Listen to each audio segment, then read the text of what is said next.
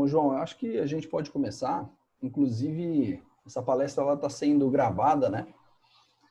Alguns clientes que nós conversamos não pôde participar hoje, até tá tendo um excesso, né, de lives aí acontecendo. Teve a Expert semana passada, né? Aham. O pessoal está descansando. Tá descansando. Então, essa palestra está sendo gravada, né? Então, a gente vai enviar para eles de qualquer forma depois, tá? Antes de começar, eu só vou fazer uma breve introdução, tá? E porque pode ter pessoas aqui que não são clientes, enfim, só para situar todo mundo, né? E aí a gente já pode começar, tá bom? Ok. Então, vamos lá. Boa noite a todos, né? Todos os participantes. Só queria começar falando da Terra, né? A Terra Investimentos é um escritório de assessoria de investimentos da XP, então nós temos 12 anos de experiência aí no mercado financeiro, né? Um dos nossos pilares dentro do escritório é justamente a educação financeira. Então, a gente tem trazido uma série de eventos, né? Uma série de lives com os gestores para sempre trazer conhecimento para os nossos clientes, né? Hoje a gente vai falar com a Pacífico Gestão de Recursos, é uma gestora lá do Rio de Janeiro. Inclusive, essa quarentena é boa por conta disso, né? A gente consegue, com facilidade, falar com pessoas de longe, né? Vamos dizer, fora aqui de São Paulo. Né? Mais especificamente, eu vai falar com o João Paulo Aveiro, que é gestor do Pacífico Macro. Né? E antes de passar a palavra para o João, eu só vou pedir para o Orion falar da ficha de avaliação.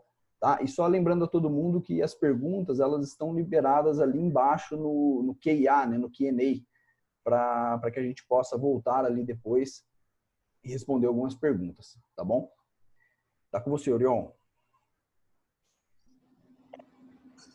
Boa noite, pessoal. Bem-vindos. Gostaria aqui de ressaltar a importância de vocês estarem preenchendo a nossa ficha de avaliação. É uma tradição que a gente já faz em todos os eventos que foram realizados aqui durante a pandemia. É para a gente poder estar avaliando quais são os pontos positivos da gente estar trazendo esse conteúdo para vocês, como a gente pode estar melhorando esse conteúdo e, é claro, entendendo qual que vai ser o assunto que mais vai estar atendendo a demanda de vocês. Perfeito? Vou estar enviando o link aqui no chat. Por gentileza, acessem o link e ao final da palestra preencham e isso vai ajudar muito a gente a estar evoluindo. Muito obrigado. Boa palestra. João? Oi, pessoal, tudo bem? Bom, eu vou apresentar a Pacífico, falar um pouco do nosso método. Talvez isso tudo se encaixe ainda no que o Lucas falou de educação financeira, no sentido de como a gente opera o fundo, o que é um fundo multimercado, e depois vou falar o cenário que a gente está trabalhando agora, tá? E o que a gente está fazendo no fundo. Bom, o meu nome é João Aveiro, eu sou sócio responsável pela área de análise macro da Pacífico e um dos gestores do Pacífico Macro. A Pacífico é uma gestora de recursos terceiros com 3,5 bilhões de ativos sob gestão, sendo metade multimercado e metade renda variável. Os principais diferenciais da casa são uma equipe de gestores muito experientes, que trabalha há mais de 20 anos juntos, fazendo exatamente a mesma coisa que a gente faz hoje, que é gestão de recursos de terceiros. Então, são mais de 20 anos lidando com o cliente, entendendo o mandato que o cliente nos dá e implementando ele. Tá? Um outro ponto diferencial nosso é um capital humano extraordinário. Então, felizmente, ao longo de todos esses anos, a gente foi capaz a gente ganhou uma certa reputação na academia, no mercado, no governo, e fomos capazes de captar recursos humanos nesse período. Então, das centenas de currículos que a gente recebe por ano, a gente acaba agregando uma pessoa a cada 2 anos na nossa equipe e a gente tem uma capacidade grande de reter essas pessoas também. E o último ponto diferencial seria o nosso método. A gente criou um método ao longo desses anos que a gente aplica com muita disciplina e ele foi sendo aperfeiçoado de forma que eu acho que ele tem um equilíbrio ótimo entre flexibilidade e amarras, que eu acho que são duas coisas que são opostas, mas importantes calibrar para a gestão de um fundo macro. Esses diferenciais são responsáveis pelo bom desempenho do fundo ao longo dos anos. Eu vou estar falando em nome do Pacífico Macro, que é o principal fundo de famílias, da família de fundos macro da Pacífico. Ele rendeu cerca de CDI mais 5 desde o início e está positivo em 2020. A linguagem que as pessoas estão começando a usar mais agora é na linguagem de CDI+, até porque os juros no nível que está... falar em percentual do CDI, o percentual é uma certa jabuticaba do Brasil. né, um país onde os juros sempre foi muito alto e a qualquer momento poderia subir muito, né, se tivesse uma crise, você tipicamente tem que indexar tanto rentabilidade de dívidas quanto rentabilidade de... Tem não, mas acaba fazendo isso, a um percentual do CDI. Esse percentual do CDI não reflete exatamente o alfa, né, o ganho de estratégia que o fundo gera.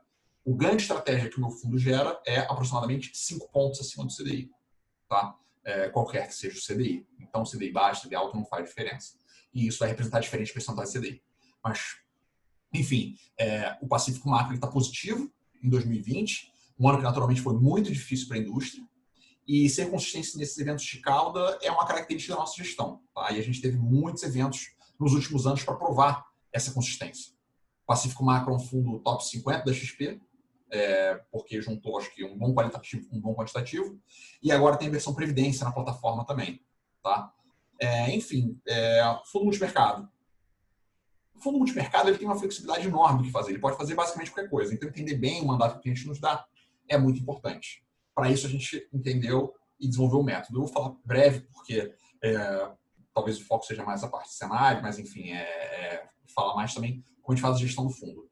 São 3 pontos e depois a gente sistematiza. Então, o primeiro ponto, claro, é a formulação de um cenário econômico. A equipe macro, junto com os gestores, formou um cenário econômico para diversas variáveis relevantes para a gestão do fundo. Esse ponto não serve para absolutamente nada sem o segundo ponto, que é contrastar com as expectativas, né? Então, quando você pensa num economista famoso, né, um cara, um palestrante, assim, né, o que você vai ouvir dele, né? Talvez até vocês tenham ouvido, o que será que o João acha da atividade no Brasil? Né? E aí eu vou falar, eu acho que o PIB esse ano vai cair menos 5,5%. Tá? Mas eu achar que o PIB vai cair menos 5,5% e eu não contrastar com as expectativas de mercado, não adianta nada para a gestão de recursos. Talvez vai te iluminar do que pode acontecer com o Brasil, mas para gerir recursos eu tenho que formular um cenário, verificar qual é o cenário de mercado e, se eu tiver uma convicção que o meu cenário é substancialmente diferente do cenário de mercado, de forma que o cenário de mercado vá convergir para o meu, eu faço uma posição para me apropriar desse movimento. Tá? Às vezes é muito simples você entender o que está nos preços de mercado. Por exemplo, quanto que o mercado acha que o Banco Central vai cortar de juros. É muito simples. Eu tenho uma planilha que pega a curva de juros e eu consigo extrair de lá. Às vezes é muito complicado. O que o mercado espera para o lockdown das diversas regiões? Como vão ser as aberturas? Acho que vai ter segunda onda ou não vai ter segunda onda? Quantos acho que vai ser o PIB desse ano? Então, são coisas que a gente investe muito e, às vezes, as pessoas não dão a devida importância a isso. Mas tão importante quanto formar um cenário é você entender o que está nos preços de mercado. Tá? E para a gente conseguir fazer isso, naturalmente, temos um bom capital humano, né, que é importante para fazer um cenário que seja aderente à realidade.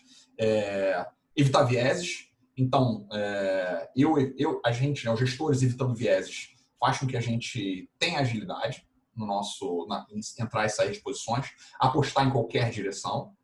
E a gente tem um debate também muito horizontal, que é possível pelos muitos anos que a gente trabalha junto. Então, felizmente, a gente entende como debater de forma a tirar o melhor de todos e o comitê macro gerar boas ideias de investimento. Um terceiro ponto do método é que não adianta ter um cenário substancialmente diferente do cenário de mercado e o cenário de mercado nunca convergir para o meu. É aquele tive certo muito antes, aquelas histórias, né? Então, eu preciso que, dentro de um prazo de 3 meses, o cenário de mercado converja para o meu. 3 meses não é um prazo que eu recomendo que o cliente me cobre, mas é um prazo que eu, como gestor, cobro para avaliar a minha equipe, tanto nos calls que são dados, quanto nas posições, nas opiniões e etc. Porque senão, nunca é testado o que você está falando. Tá? E eu acho que esse farol um pouco baixo ajuda a gente a ser muito pragmático. Tá? Não ser pragmático é muito perigoso. Ser muito teimoso com suas posições, etc. E como é que a gente consegue fazer isso? Porque a gente tem uma capacidade controlada também.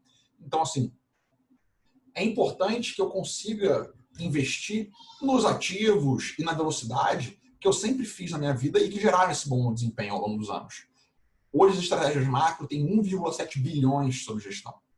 A gente vai fechar o fundo com 2,5. Eu acredito que nesse tamanho eu consigo ter agilidade e acesso aos instrumentos que eu sempre tive para operar e rentabilizar o portfólio do cliente. Eu quero seguir sendo um business de performance, de forma que a equipe vai ser remunerada de forma extraordinária caso o fundo performe de forma extraordinária.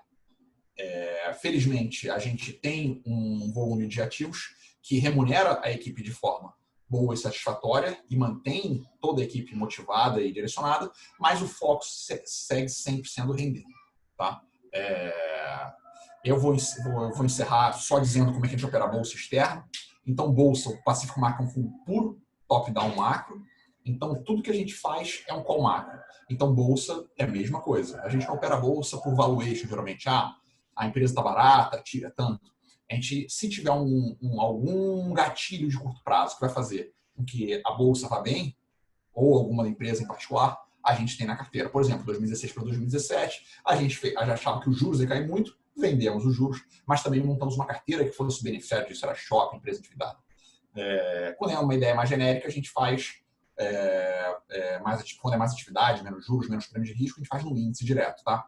Como é que a gente opera externo?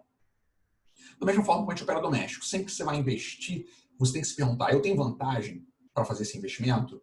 Eu sei mais do que o mercado? Então, eu posso falar com uma segurança que no doméstico, muitas vezes, eu tenho muita vantagem. Então, acredito que eu entendo muito da atividade aqui, muito de inflação, muito do fiscal, muito de política monetária, de forma que, quando eu vou colocar na mesa as opções, as oportunidades de investimento que tem, aparecem mais domésticos do que externos. Então, historicamente, não é uma meta, mas historicamente e estatisticamente, 85% do nosso risco, do nosso retorno, é externo. É doméstico, perdão. E aí, acho que falta só falar como a gente trabalha de risco, e aí eu vou falar do meu cenário. Tá? Muitas pessoas perguntam qual é a vol do Pacífico Macro. É um fundo de vol quanto? Qual é a meta de vol? O Pacífico Macro já teve vol de 4 e de 14 esse ano. Eu acho muito perigoso ter uma meta de vol. A gente é um business de preservação de capital. Então, sempre que eu estou preocupado em não ter uma queda grande o suficiente, de forma que não haja estratégia, não haja meio dentro do meu mandato que faça eu me recuperar, voltar para o meu benchmark, etc. Então, a gente foca sempre no estresse, tá? Que é essa perda em cenário de cauda. A gente está sempre preocupado com o cenário de cauda. Esse tipo de preocupação vai fazer com que a gente tenha essa consistência que o fundo veio apresentando, né? E vai fazer com que a gente sempre esteja num percentil elevado dos rankings de performance. Muito raramente estaremos no topo dele. Sistematicamente, quem está no topo do ranking fez exatamente a mesma coisa de quem está no piso do ranking. Só que ao contrário, eles escolheram uma posição e fizeram gigante. Tá? Eu acho que o dinheiro do cliente, a gente tem que tomar muito cuidado para não fazer esse tipo de aposta, não? Um relacionamento de longuíssimo prazo. Tá? E aí, quando você vê o Joesley, os caminhoneiros, o coronavírus, impeachment, Brexit, todos foram exemplos em que o mercado teve movimentos muito grandes, mas felizmente a gente foi consistente. Tá? Eu vou encerrar por aqui para falar do cenário, para não me alongar muito nessa parte da empresa, mas eu acho que esse é um ponto importante do fundo, da empresa e da equipe, etc. Tá? Bom, o cenário. Hoje, a maioria das variáveis que são relevantes para a gestão de recursos derivam, na verdade, de duas forças. Tá? A evolução da pandemia e a evolução dos estímulos feitos para contrabalancear a pandemia. Tá? Então, assim, desde o início da pandemia, o PIB do mundo, do Brasil, do mundo, foi revisado em média uns 7 pontos percentuais para baixo, um pouco mais na Europa, um pouco menos nos Estados Unidos. Tá? A inflação foi revisada 1, 2 pontos para baixo. Então, teve um impacto enorme a pandemia. Por outro lado, a política monetária foi revisada uns 200 basis para baixo, né, uns 2 pontos percentuais para baixo, e a fiscal, nos outros, em média, talvez uns 6 pontos, na verdade, uns 10 pontos percentuais do PIB, com os estímulos dados para a gente contrabalancear essa queda grande da atividade, tá, que foi gerada. Então, estudar os parâmetros do vírus, a reação das autoridades, tanto na reabertura quanto nos estímulos, e monitorar os dados resultantes dessas forças é o nosso trabalho. Tá? Pelo menos a forma como eu enquadro hoje como que eu estou gerindo o fundo. Tá? Então, eu falo rapidinho do vírus, falo rapidinho dos estímulos e depois eu falo dos dados, que é a atividade, a inflação, o fiscal, ex-estímulos, e etc., que vão validando o efeito dessas forças. Tá? Sobre o vírus, a gente tem estágios relativamente diferentes da pandemia ao redor do mundo, né? O maior risco do vírus para o mercado é uma segunda onda forte. Tá? O que é uma segunda onda? Uma segunda onda indicaria que não é possível ter reabertura da economia antes de se descobrir uma vacina. Por quê? Se reabrir a economia, o vírus vai circular de novo tudo de volta e vai todo mundo ser hospitalizado, as mortes vão crescer e etc. Olhando os dados, a impressão é que não temos segunda onda em regiões onde o vírus já circulou. O que a gente tem são aparentes segunda ondas, onde, na verdade, as aparentes segunda ondas que aparecem, elas são, na verdade, primeiras ondas em lugares que não tiveram o vírus ainda. Tá? Então, por exemplo, na Europa e na Ásia, já teve uma primeira onda há bastante tempo e eles estão em um processo de reabertura avançado.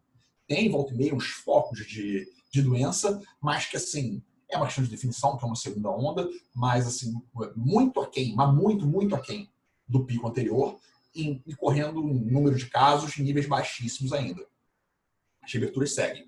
Nos Estados Unidos, quando você olha o agregado, parece que está tendo uma segunda onda. Pega lá, você vai no World Meters, que as pessoas gostam de ver, onde tem os dados da pandemia. Se olhar o gráfico de contágio nos Estados Unidos, está tendo, assim, uma segunda onda enorme. Tá? Mas o que é essa segunda onda enorme? Na verdade, 2/3 dos Estados Unidos não tiveram a primeira onda.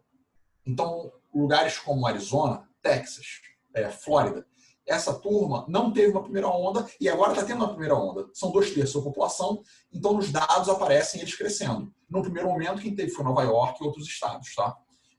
Então, agora, o que está acontecendo lá não é uma segunda onda, é uma primeira onda em lugares onde não aconteceram e agora a curva de mortos está descasando com a curva de casos, de forma que ou as pessoas estão com protocolos mais bem afiados para cuidar do problema, ou a hospitalização está de forma mais controlada. Tá? De qualquer forma, teremos isolamentos pontuais, mas acho que não impactam essa impressão total de que o vírus está sendo relativamente transitório. Tá? Transitório no sentido de que, tendo uma primeira onda, a princípio vai ter um decaimento e o número de novos casos vai diminuir drasticamente olhando para frente. Tá? No Brasil, se olha o agregado, parece que a gente tem um certo platô assim, de número de casos. Tá? E é uma história relativamente parecida. Minas Gerais e Santa Catarina, por exemplo, Minas Gerais, Paraná, eles não tiveram uma primeira onda. Eles estão tendo agora o início do contágio. Sendo que Rio e São Paulo estão com números, na verdade, já bons e estão acelerando, principalmente o Rio, está acelerando as medidas de flexibilização e a métrica importante, que é a ocupação dos hospitais, tem caído muito também. Tá? Desde o início, acho que os maiores proponentes do lockdown sempre defenderam ele para fazer o achatamento de curva, né? Para que o sistema de saúde fosse capaz de acomodar as pessoas que ficassem com o vírus e que precisassem de um atendimento mais intenso. Tá? Então, isso parece que está acontecendo. Então, meu ponto do vírus é que foi enorme, mas ele parece que não tem uma segunda onda e parece que, passado a primeira onda, o vírus vai decaindo e vai ser possível as pessoas seguirem um ritmo de reabertura. Tá? Medidas ainda devem ser mantidas, né? O uso de máscaras, esse tipo de coisa. Definitivamente uma mudança talvez no mix de atividade, mas, então, assim, menos turismo, né? menos um pouco de serviços, mas, de qualquer forma, a reabertura acontecendo. Tá? Pelo lado dos estímulos, antes de eu falar do líquido disso, né? Eu vou colocar isso tudo num liquidificador e falar o que está acontecendo então com a atividade, inflação, etc., o que a gente está fazendo, o que a gente está apostando. Né? Estímulos. O Brasil vai gastar 7,5% do PIB com estímulos, com medidas de combate ao coronavírus. Tá? Esse número é maior do que a média dos países desenvolvidos, de 5,8%, e dos emergentes, de 4,1%. Então, o mundo inteiro está fazendo um estímulo enorme, mas o Brasil também está fazendo um estímulo bem grande em termos fiscais. Tá? Quando a gente olha o estímulo que está sendo feito aqui no Brasil, que é principalmente o auxílio emergencial, a massa salarial do Brasil, se eu somar transferências, não diminuiu. Então, teve uma das maiores crises da história, tá?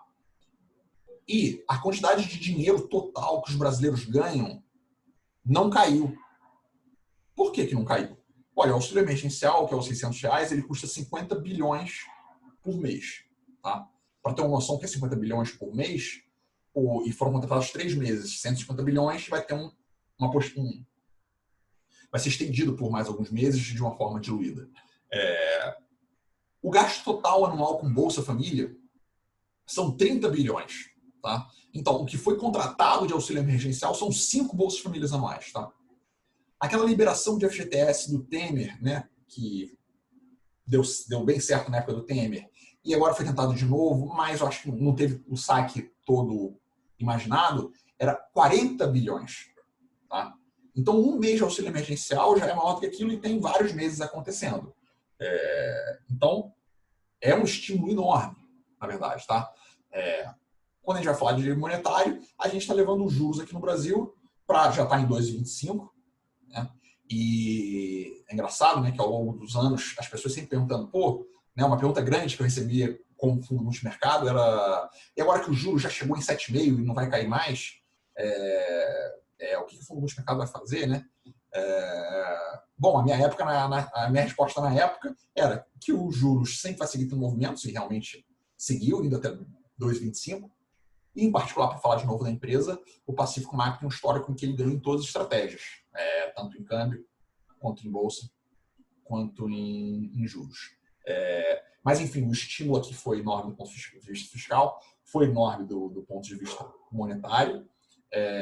Quando olho lá fora, o Fed, o Banco Central Americano, quase dobrou o tamanho do balanço dele em 3 meses. Tá? Foi de uns 4 tri para uns 7 tri. Antes disso, levou o juro para zero, quase de forma extraordinária.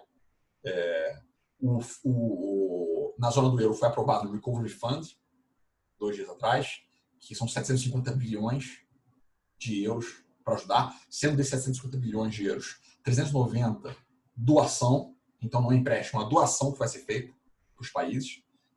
Então, os estímulos estão muito grandes. Tá? Então, a gente teve um impacto enorme do vírus, que eu vou explicar como é que foi esse como induzido que o vírus fez, e teve um impacto enorme dos estímulos. Quem ganhou até agora foi o vírus, porque o PIB está contraindo, é uma barbaridade. E tem números de atividades espetaculares para mostrar isso, trágicos, contudo, olhando historicamente, inacreditáveis. Se eu for falar da atividade, falar especificamente do Brasil, tá? Vou começar a falar do líquido disso. Tá? Geralmente, quando a gente analisa a atividade, a gente analisa tudo muito na margem. Então, eu vou pegar os dados antecedentes de atividade, que é venda de veículos, produção de papelão modelado, uso de energia elétrica, tráfego em rodovias, índices de confiança, tudo isso. E essas coisas têm variações marginais e dão variações de atividade marginais também. E eu analiso. Tá?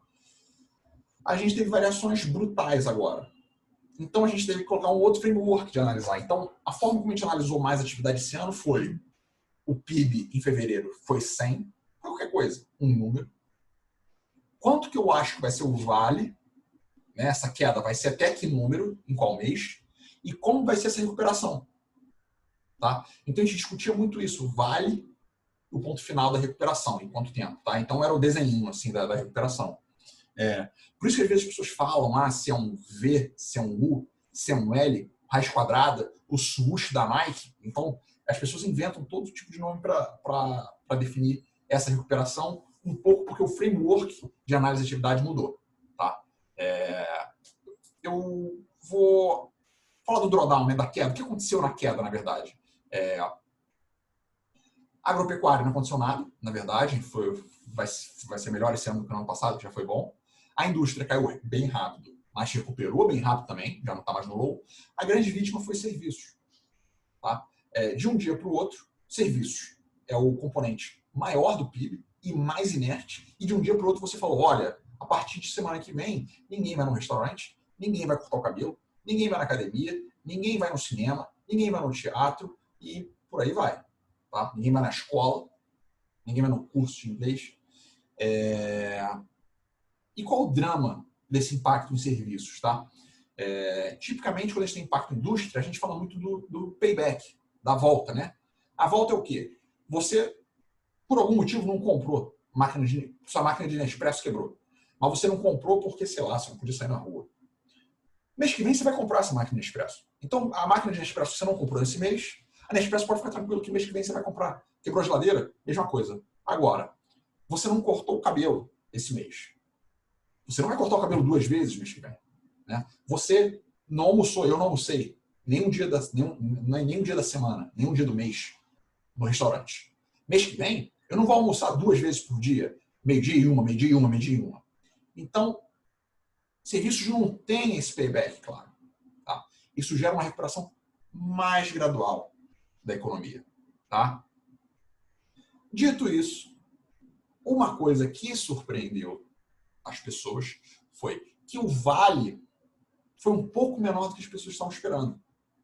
Então, falando de atividade ainda antes de falar de inflação, só para não, assim, a gente, quando a gente vai falar se as coisas melhoraram ou pioraram, a gente, em geral, tem que escolher uma janela, né? As coisas melhoraram ou pioraram em relação a quando? A ontem? Anteontem? Mês que vem? Início do ano? Então, acho que um disclaimer que eu vou fazer é que a gente chegou a discutir um PIB de menos 10 esse ano. Tá? O PIB de menos 10 que foi discutido foi quando existia a percepção que o vale, se fevereiro fosse 100, o vale seria tipo 66, 70. Acabou que o vale foi tipo 82. Bem melhor do que se esperava. Tá? Os estímulos provavelmente tiveram um papel importante nisso. E aí se fala muito do Benefits Cliff, que é uma brincadeira com Fiscal Cliff, né, que era o abismo fiscal americano na época que eles iam tirar vários benefícios. Aqui, aqui nos Estados Unidos, a gente vai ter um abismo de benefícios, né? É o que se discute. É assim, estão com esses benefícios, legal, dinheiro pra caramba. E quando tirar? A economia, né, o núcleo da economia, ela já vai estar caminhando num ritmo suficientemente forte para se sustentar sozinho. Então, essa é uma grande discussão que o mercado tem agora. Tá? Qual é a consequência dessa atividade, né, que foi gerada? Um desemprego elevado, então os números ainda não conseguiram subir por um problema de metodologia, mas é uma coisa de ordem de grandeza de 20% que a gente tem de desemprego, e isso gera uma inflação muitíssimo controlada. Tá? Minha projeção de inflação para esse ano é cerca de 1,6%, tá?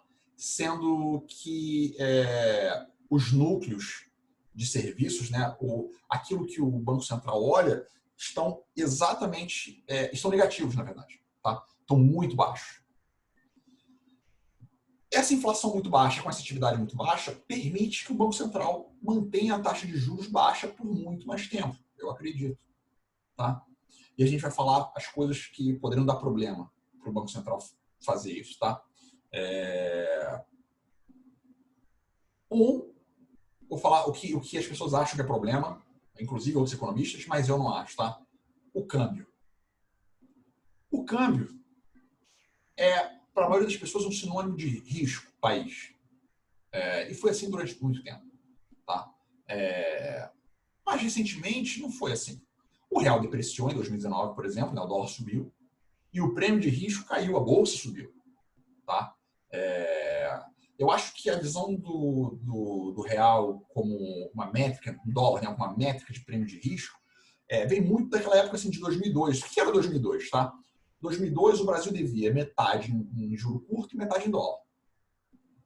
O dólar subia, a inflação era alta, você tinha que subir os juros para segurar a inflação. E as duas coisas eram os componentes da sua dívida. Então, sua dívida aumentava. Sua dívida aumenta, o seu prêmio de risco aumenta. Aí o dólar aumenta, você tem que aumentar os juros. O dólar de juros subindo, sobe a dívida. Que aumenta o prêmio de risco, que aumenta o dólar, que aumenta os juros. E essa espiral deve ser um horror você ser uma autoridade monetária, um policy maker naquela época. Agora, quando o dólar sobe, você deve menos. Porque o Brasil é credor externo em dólar. Nós temos uma quantidade de reservas enorme. Tá?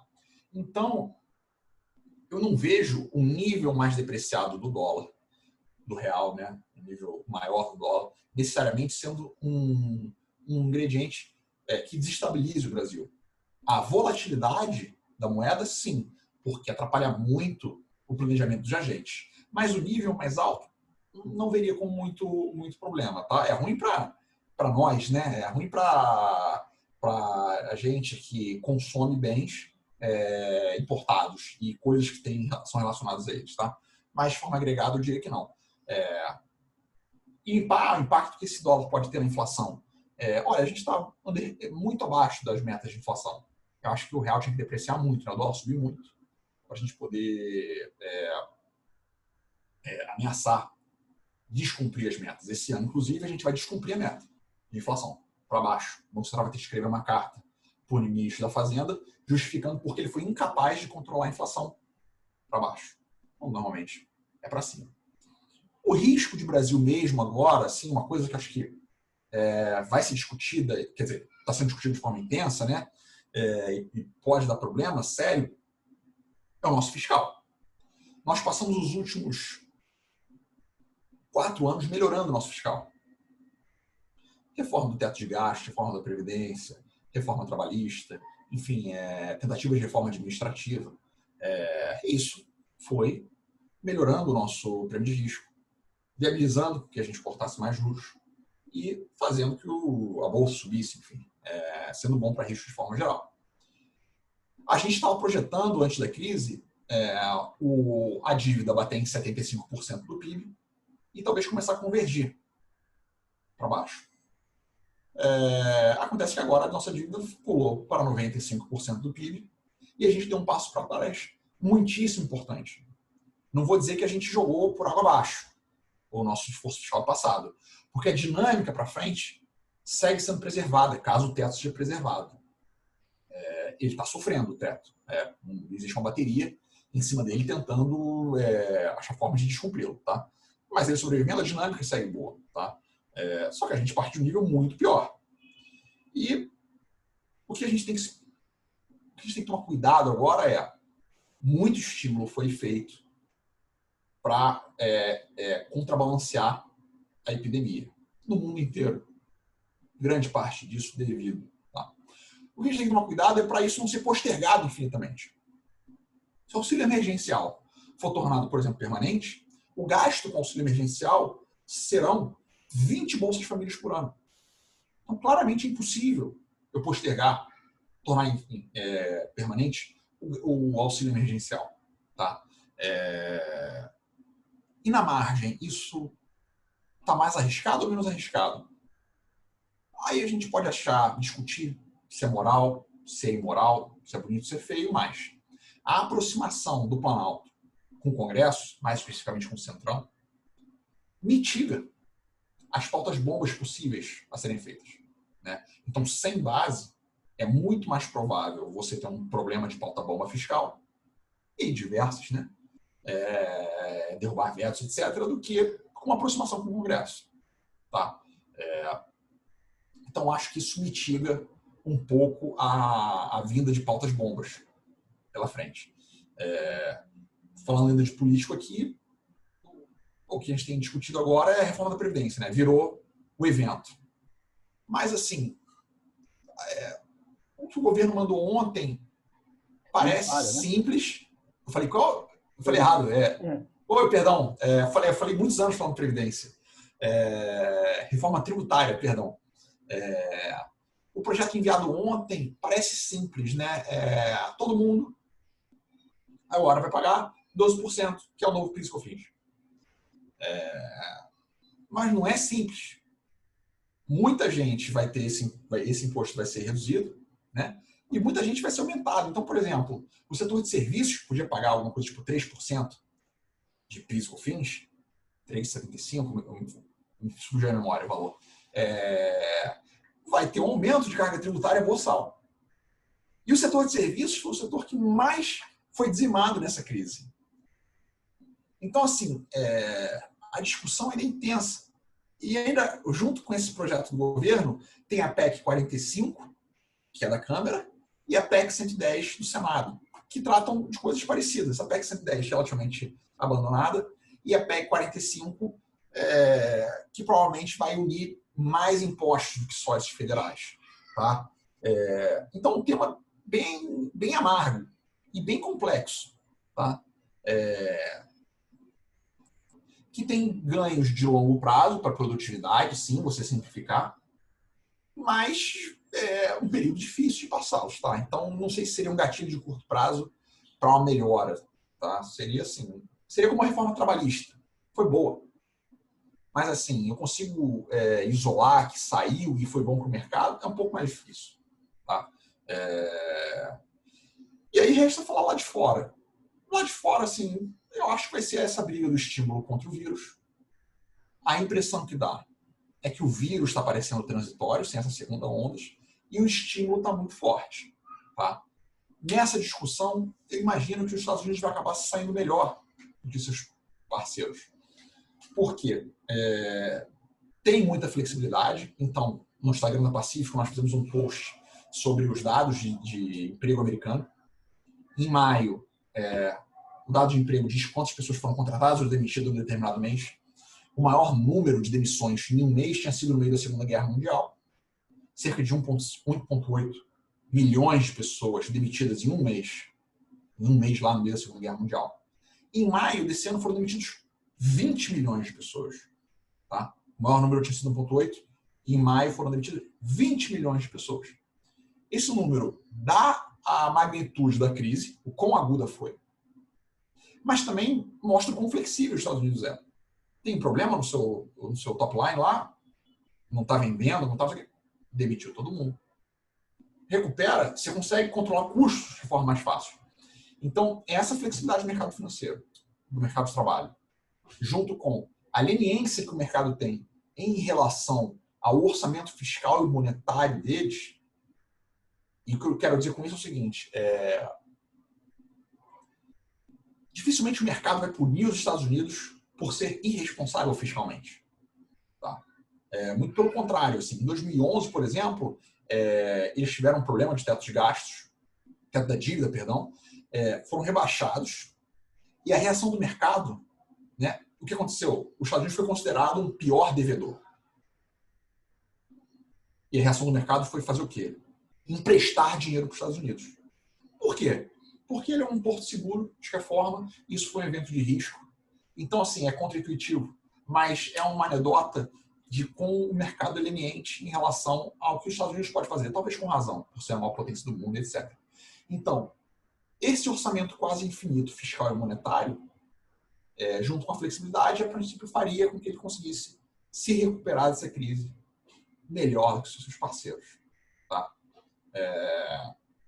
Então é isso, acho que é isso. Me estendi um pouco, mas acho que eu me apresentei a Pacífico, o método e como a gente enquadra o cenário para operar e o nosso cenário, tá?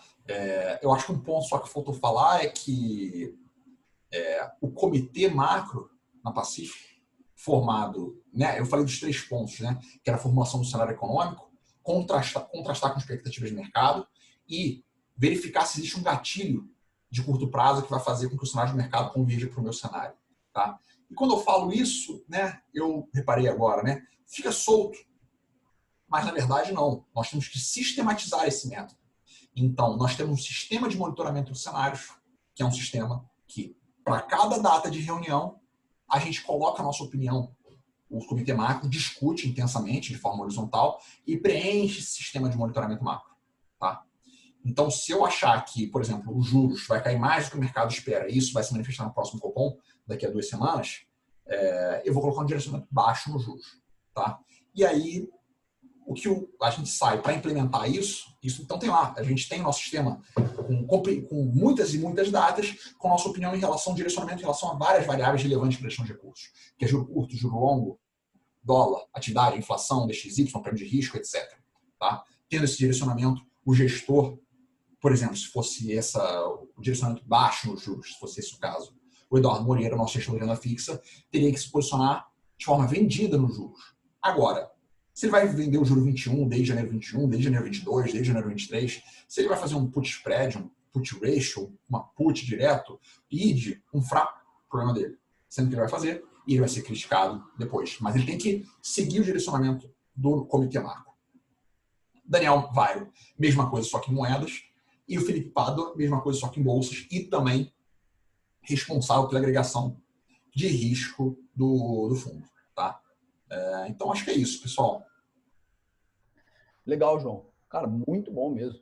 Falou bastante aí sobre tudo. Nós temos algumas perguntas aí no Q&A e eu não sei se todo mundo tem acesso, né? A Nájila até já respondeu algumas perguntas, só que como eu não sei se todo mundo da palestra tem acesso, eu vou até lê-las aqui. Tem uma pergunta que fala quantas ações vocês costumam ter no portfólio?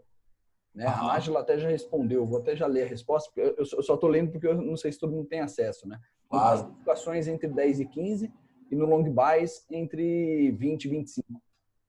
Tá? Não sei se você quer comentar alguma coisa. Uma outra pergunta fala sobre quais as principais diferenças do Pacífico Long Buys para o Pacífico Ações, né, em termos de alocação. A Nájila também já respondeu que o Long Buys tem uma exposição de 30% a 100% comprado, né, enquanto ações tem uma estrutura para ser 100% comprado. Né, e a carteira do Long Buys pode ter outras estratégias dentro do fundo, né? Long Short, internacional e proteção e etc.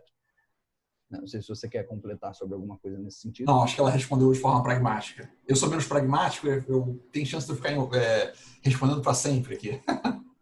Legal. A gente tem mais uns 15 minutinhos. Sobre o Pacífico Macro, quais são as maiores posições do fundo hoje? Hoje, a gente tem uma posição de bolsa e de juros. Tá? O que a gente tem que entender da agilidade do Pacífico Macro é que eu penso num direcionamento. Como a gente tem um dimensionamento do fundo muito adequado, a gente muda muito rápido de posição. Tá? Então, hoje, qual é a aposta que o Pacífico Macro quer fazer? Tá? É que o vírus vai ser transitório e os estímulos um pouco mais impactantes e persistentes. Tá? Nesse cenário, os juros aqui no Brasil, por exemplo, esse cenário é bom para ativos de risco e os juros aqui no Brasil, dado nosso cenário de atividade e inflação, pode ficar baixo por mais tempo.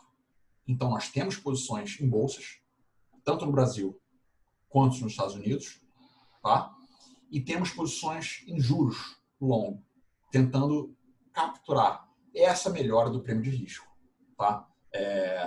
Agora, essas posições do macro que eu disse agora, é que o mercado está fechado, né?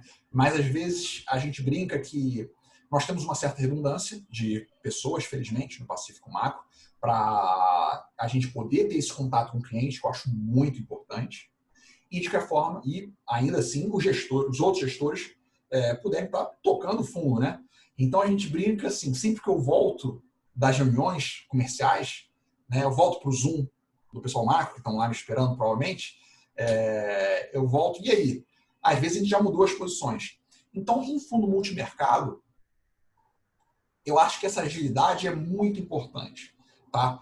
E foi com ela que a gente conseguiu escapar de vários problemas no passado, quando começou a ter problema de zerar as posições muito rápido.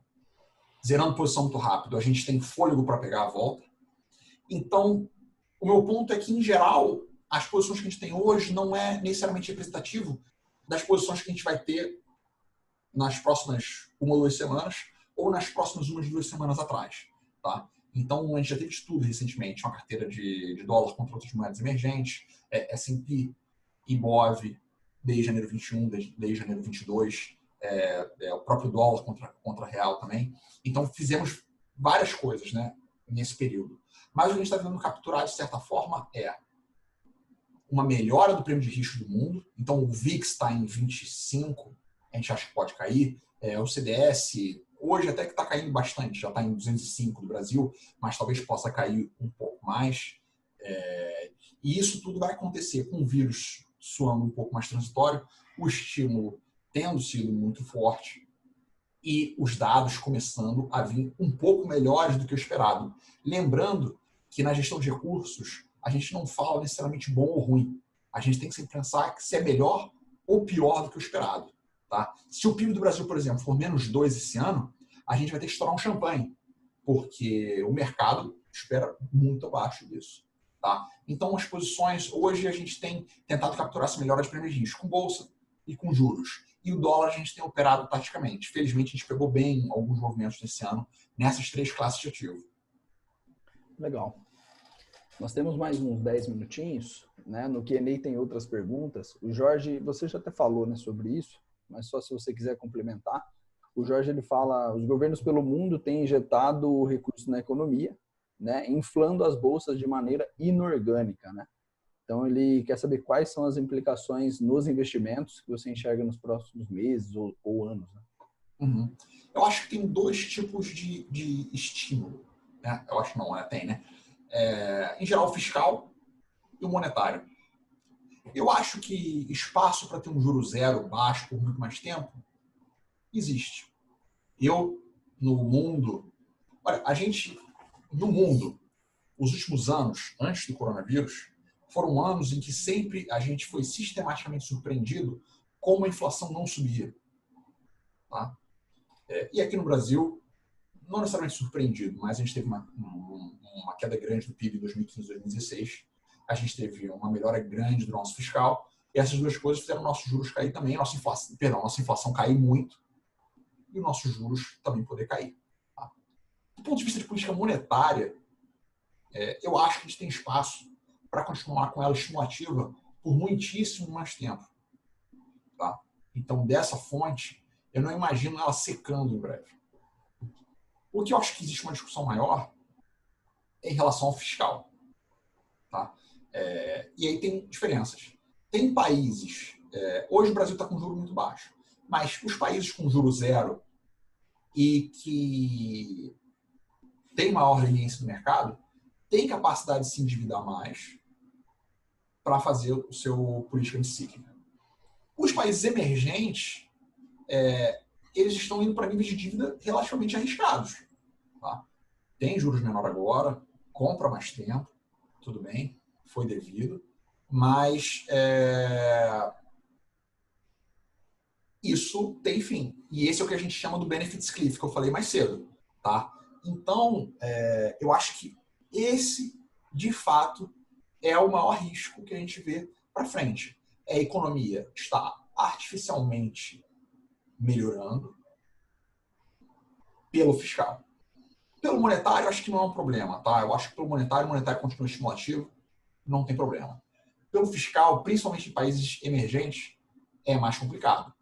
Por enquanto, a gente está surfando uma onda, mas essa conta vai chegar. Então, são anos assim na frente, né, que a gente vai seguir discutindo como ajuste o fiscal, como faz para diminuir gasto. E essa é uma discussão dura, uma discussão muito dura. Nos últimos anos do Brasil, a gente não cresceu. A gente teve aquele PIB de 7,5% em 2010, fruto do minério, fruto de muito estímulo anticíclico vindo da crise de 2008. Depois, a gente teve um crescimento que foi diminuindo gradualmente até ter uma queda grande em 2015 e 2016. Em 2017, 18, 19, nós tivemos um PIB de 1% por ano, a grosso modo. Em 2020, a gente estava caminhando de novo para isso, quando teve o coronavírus. Então, a gente já estava até revisando nosso PIB para baixo no início do ano. Infelizmente, o coronavírus jogou muito para baixo. Tá? Parte desse crescimento de 1,1 é porque a gente desligou, que nem algumas autoridades dizem, né? A gente desligou uma turbina do avião.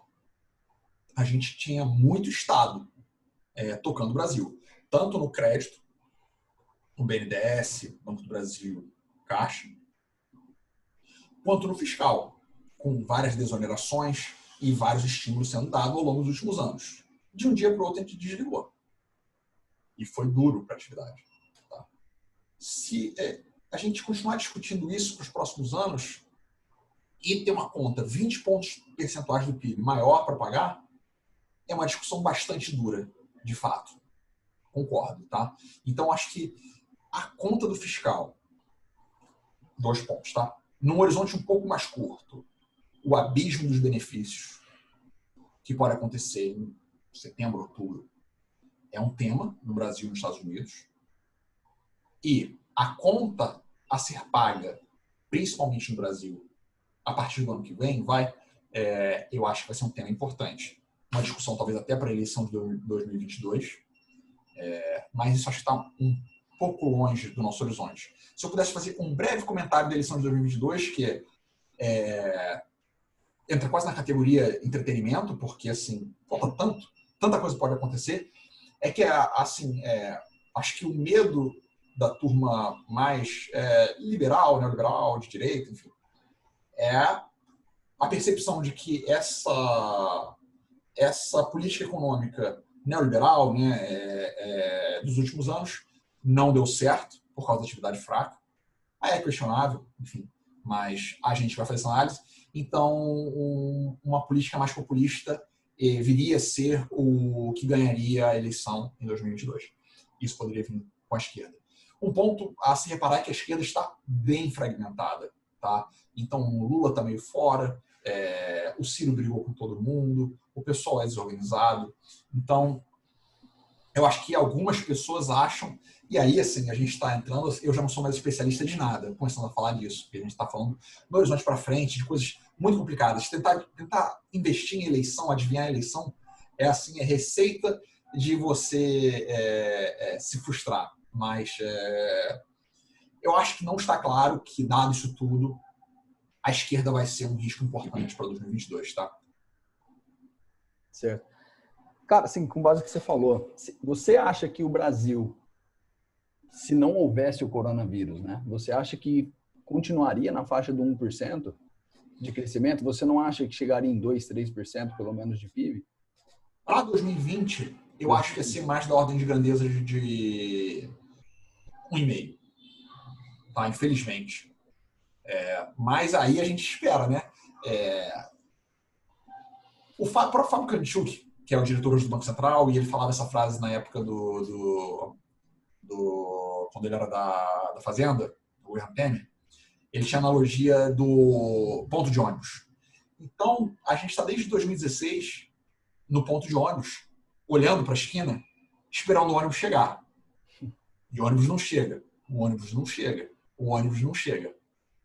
Então, eu acho que antes do coronavírus, sem o coronavírus, o Brasil estava razoavelmente arrumado, para em 2021, 2022, ter um crescimento mais acelerado. Mas, assim, nunca iremos saber.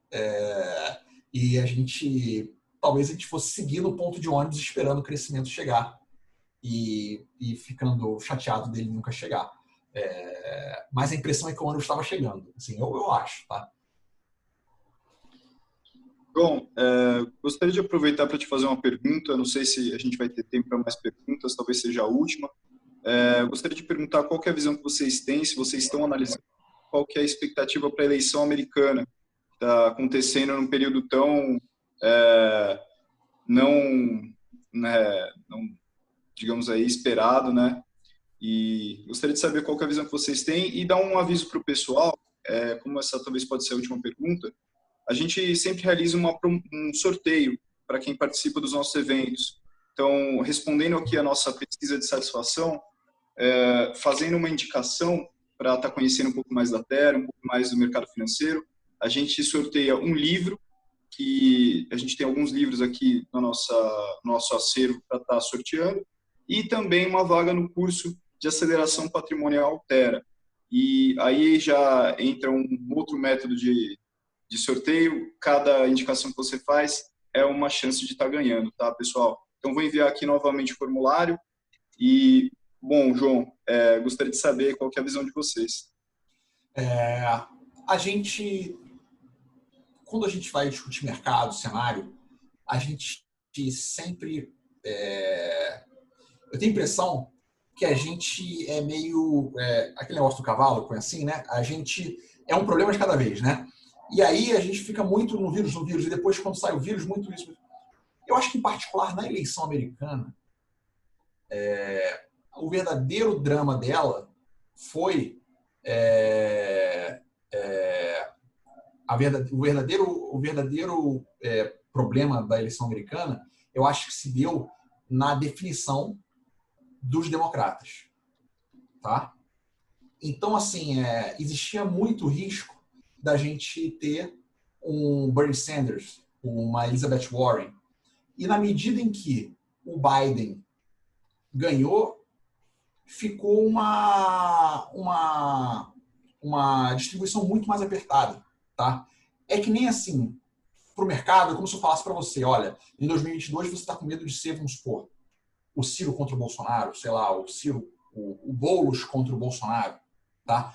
E se eu falar para você que vai ser o Dória contra o Bolsonaro, o Luciano Huck contra o Bolsonaro, tá? O mercado ficaria bem mais tranquilo, tá? Dado o racional econômico. Então, eu acho que a eleição americana tem um pouco dessa característica, em que a verdadeira vol seria se fosse realmente o Trump contra o Bernie Sanders, né? Mas sendo o Trump contra o Biden, acho que reduz muito. Claro, tem importância. Provavelmente o Trump seria mais pró-mercado, e então talvez melhor para o dólar, melhor para o S&P. E o Biden provavelmente promoveria aumento de impostos e coisas do gênero que talvez pudesse detrimentar o mercado. Isso tudo sempre falando do ponto de vista de mercado. A gente não tem viés, eu não torço para ninguém, eu só tento adivinhar o que vai acontecer, dado minhas hipóteses, né, meu cenário. Então, a eleição americana, acho que ela caiu um pouco na ordem, né, desses medos que a gente acompanha, na medida em que foi definido um candidato democrata mais de centro. Tá? E naquele ponto que eu fiz da eleição de 2022, talvez tenha risco de no Brasil acontecer a mesma coisa. Tá? E ser relativamente tranquilo também. Mas, claro, talvez se for o Biden pode dar um dólar fraco, pode ser ruim para a S&P, mas muito menos do que seria, enfim, se fosse outro candidato democrata. Legal. Ô, João, a gente começou até um pouquinho depois, né, das 6h30. Só vamos... Vou ler aqui a última pergunta aqui do Q&A, aí a gente pode encerrar. Só para não deixar ninguém sem respostas, tá? O Fernando, ele fala lá no Q&A, né, que ele queria uma avaliação em relação à China. Aí ele fala se a pandemia lá foi tão pequena quanto divulgado, o que você acha disso, né? E se essas novas brigas, esses novos atritos aí com os Estados Unidos, o que podem impactar aí no Brasil? Olha, com o risco eu não vou soar conspiratório, tá? Mas os números da China são surpreendentemente baixos. São assim, lá tem, sei lá, quase 2 bilhões de pessoas. Morreram 4 mil, né? Alguma coisa do gênero. É surpreendente. A gente pode até conferir no Worldometers. Agora tem essa facilidade, né? A gente está aqui no call, vê o Worldometers, mas olha lá, quer ver a China? China. Morreram 4.600 pessoas. Difícil achar. Olha, no Brasil morreram 82 mil pessoas. Nos Estados Unidos, 150 mil pessoas. Então, assim, E eu fechei aqui a pergunta. Tá aqui de novo. Avaliação em China. Se a pandemia lá foi tão pequena quanto divulgado. Olha, é difícil. Assim, lá não é um país muito livre. Então, assim, é possível que tenha havido alguma subnotificação. Ao mesmo tempo, um país muito livre, não tão livre, é muito capaz de fazer um lockdown brutal e rápido, que foi o que eles fizeram também. Então, pode ser, mais difícil, tá? Em relação ao trade war, né, a briga dos Estados Unidos com... Chegou a se discutir numa época de sobrar demanda para o Brasil, né? Tipo assim, não quer comprar dos Estados Unidos? Ué, eu vendo aqui soja também, pô, eu vendo essas coisas. Mas o trade war, ele não é nem mais trade war, né? Agora é uma implicância generalizada, né? Teve hoje o evento com... fecharam a embaixada, os Estados Unidos mandou fechar o consulado chinês em Houston. Aí a China disse que se fechar vai acontecer tal coisa. Aí os Estados Unidos disse que vai banir o TikTok. Então, assim, o problema dessa briga é que ela é tão pulverizada, não tem, tipo, um evento, assim, que possa ser dramático. Teve o trade war, tem a fase 1, tem os acordos, eles estão rolando ainda. Eu acho que essas coisas adicionam um risco para o crescimento global, um risco generalizado e, em geral, não é bom para o crescimento do mundo. Em geral, quando não é bom para o crescimento do mundo, também não é bom para o Brasil. Tá? Então, se eu tivesse aqui, né, querendo comprar prêmio de risco Brasil, eu torceria para diminuir a tensão. Ao mesmo tempo, se o comércio entre eles se reduzir e sobrar demanda por bens brasileiros, é melhor também. Então, existe essa dicotomia. Eu dei uma de economista nas duas perguntas, né? Falei para um lado para o outro e não respondi exatamente. Mas acho que realmente são coisas difíceis de você precisar, entendeu? Legal. João, já deu o nosso tempo aqui. Cara, agradeço demais a sua presença, a Nájila, né, que ajudou na organização aí para a gente marcar na agenda como um todo, né? Muito bom, cara. Muito obrigado. Obrigado, a gente que agradece. É muito bom para a gente esse tipo de evento. A gente tem muita disponibilidade, que a gente entende que o ativo mais importante que a gente tem, na verdade, são os nossos clientes. Então, a gente tem muita disposição em fidelizar e muita transparência, muita disposição em estar respondendo as dúvidas e mostrando interesse em entender as demandas do cliente. Show de bola. Vamos ver quando tudo isso vai passar. A gente volta a marcar pessoalmente aí nas nossas oportunidades. Ótimo. Tá certo? Obrigadão, João. Eu que agradeço. Tchau, tchau. Boa noite para todo mundo. Valeu, tchau, tchau. Tchau, tchau. Boa noite, pessoal.